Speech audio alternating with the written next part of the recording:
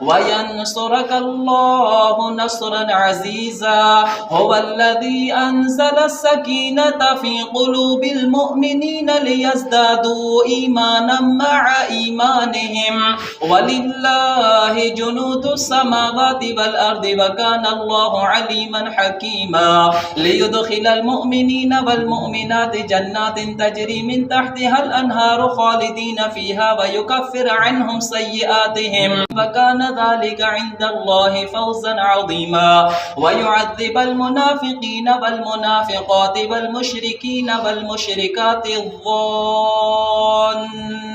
بالله ظن السوء عليهم دائرة السوء وغضب الله عليهم ولعنهم وأعد لهم جهنم وساءت مصيرا ولله جنود السماوات والأرض وكان الله عزيزا